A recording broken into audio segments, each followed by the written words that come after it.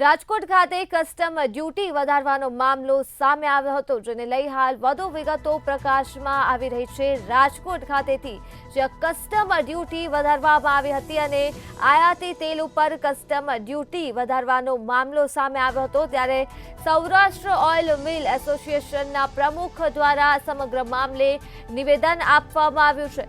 Custom duty વધારવાથી ખેડૂતોને फायदो थशे अने मगफळीना भाव घटवानी शक्यता नथी। आ साथे ज सरकारने पण खूब ज सारो फायदो थशे। राजकोट खातेथी आ मामलो सामे आव्यो हतो, ज्यां कस्टम ड्यूटी વધારવામાં આવી હતી, જેના મામલે વધુ વિગતો પ્રકાશમાં આવી છે। આયાતી તેલ ઉપર કસ્ટમ ડ્યુટી વધારવામાં આવી હતી, ત્યારે સૌરાષ્ટ્ર ઓઇલ મિલ એસોસિએશનના પ્રમુખશ્રીએ સમગ્ર મામલે નિવેદન આપ્યું છે અને કહ્યું છે કે કસ્ટમ ડ્યુટી વધવાથી ખેડૂતોને ફાયદો થશે અને મગફળીના ભાવ ઘટવાની અહીં કોઈ શક્યતા નથી। સરકારને પણ ખૂબ જ સારો ફાયદો થશે।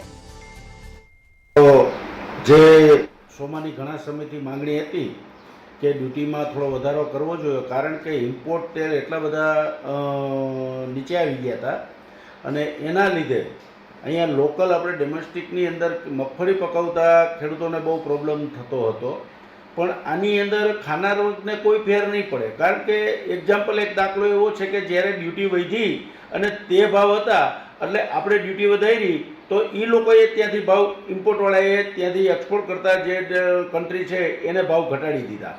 એટલે ડ્યુટી વધારવાથી સરકારને આમ જોતા ફાયદો ઘણો થયો અને પબ્લિકને તો જે અત્યારે ઇમ્પોર્ટ તેલ સસ્તા છે એથી કંઈક બહુ, આજે 1800 રૂપિયા ડબ્બાના જે ભાવ છે કે 1600 થી 1800 રૂપિયા ભાવ છે ને એક સમયે 2800 રૂપિયા કોટન અને પામના ને સોયાના ભાવ હતા, તો હજી 1000 રૂપિયા ભાવમાં ડબ્બે ફરક છે।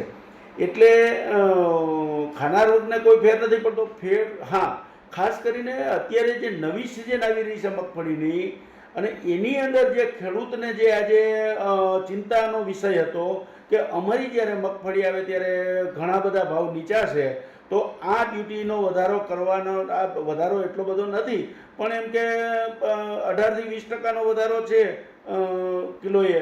એટલે